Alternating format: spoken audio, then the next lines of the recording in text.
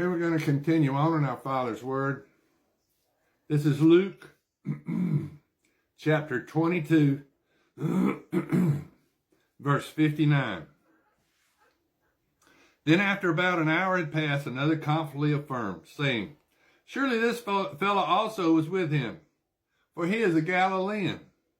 But Peter said, Man, I do not know what you are saying. Immediately while he was speaking, the rooster crowed. And the Lord turned and looked at Peter. Then Peter remembered the word of the Lord, how he had said to him, Before the rooster crows, you will deny me 3 times.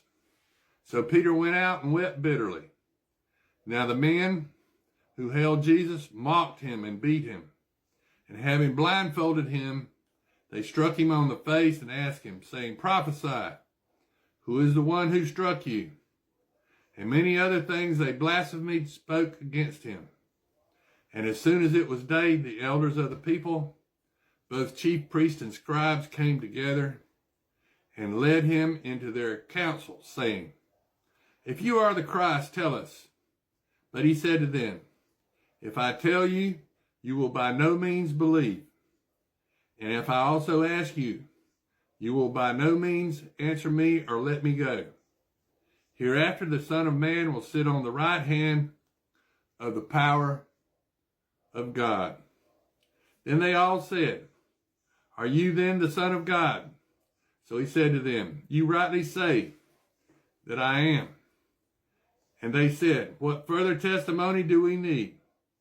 For we have heard it ourselves from his own mouth. Now this is Luke chapter 23. Then the whole multitude of them arose and led him to Pilate. And they began to accuse him, saying, We found this fellow perverting the nation and forbidding to pay taxes to Caesar, saying that he himself is Christ, a king. Then Pilate asked him, saying, Are you the king of the Jews? And he answered him and said, It is as you say. So Pilate said to the chief priests and the crowd, I find no fault in this man. But they were the more fierce, saying, He stirs up the people, teaching throughout all Judea, beginning from Galilee to this place. When Pilate heard of Galilee, he asked if the man were a Galilean. As soon as he knew he belonged to Herod's jurisdiction, he sent him to Herod, who was also in Jerusalem at that time. Now when Herod saw Jesus, he was exceedingly glad, for he had desired for a long time to see him, because he had heard many things about him, and he hoped to see some miracle done by him. Then he questioned him with many words, but he answered him nothing.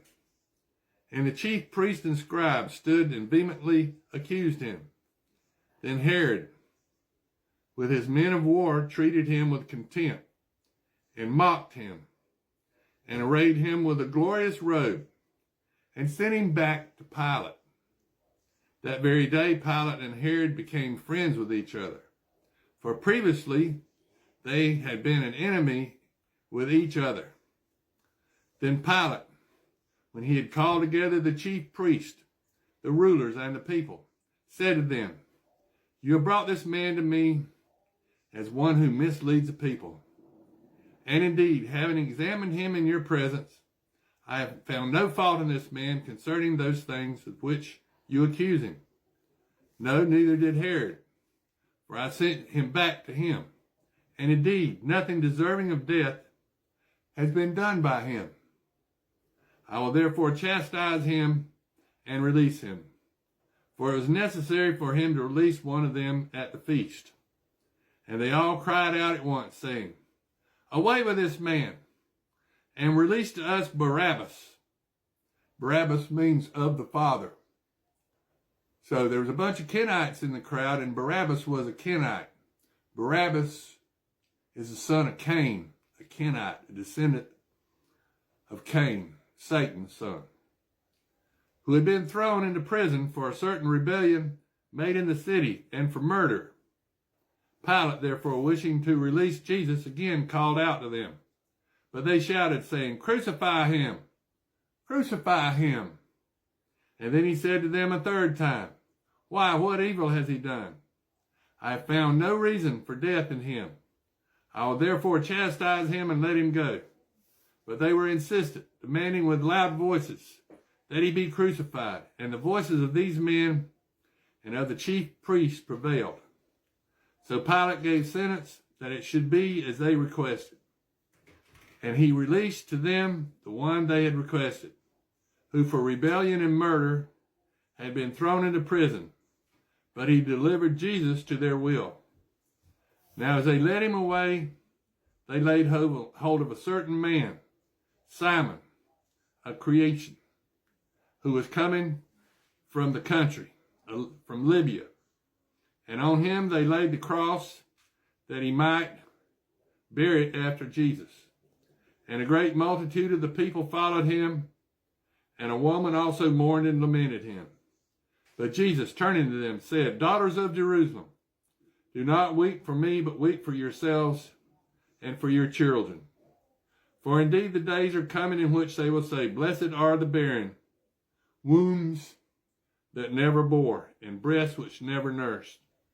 Then they will begin to say to the mountains, Fall on us, and to the hills, cover us.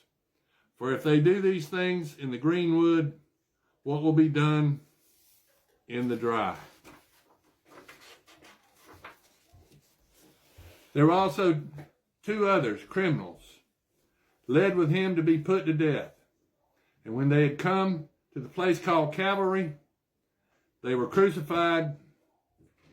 There they crucified him and the criminals, one on the right hand and the other on the left. Then Jesus said to them, Father, forgive them, for they do not know what they do.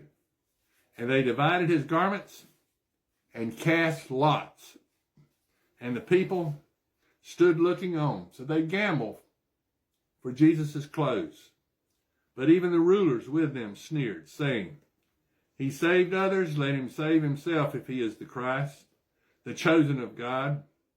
The soldiers also mocked him, coming and offering him sour wine, and saying, If you are the king of the Jews, save yourself.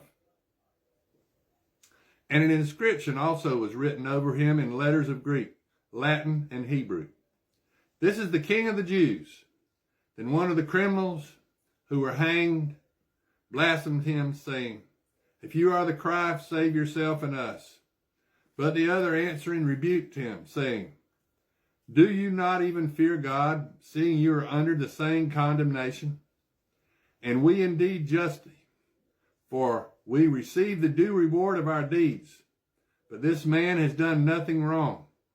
Then he said to Jesus, Lord, remember me when you come into your kingdom.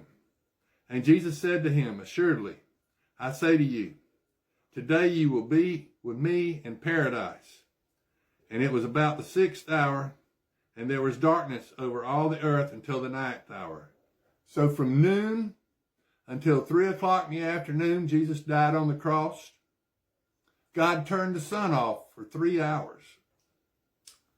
And then the sun was darkened, and the veil of the temple was torn in two from the top to the bottom. And Caiaphas, the high priest, was in there making atonement.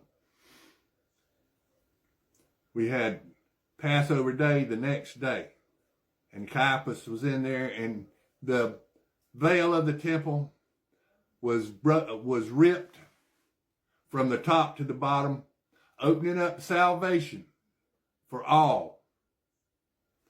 And when Jesus had cried out with a loud voice, he said, Father, into your hands I commit my spirit. Having said this, he breathed his last. So when the centurion saw what had happened, he glorified God, saying, Certainly, this was a righteous man. And the whole crowd who had come together to that sight, seeing what had been done, beat their breasts in return. But all his acquaintances and the women who followed him from Galilee stood at a distance, watching these things.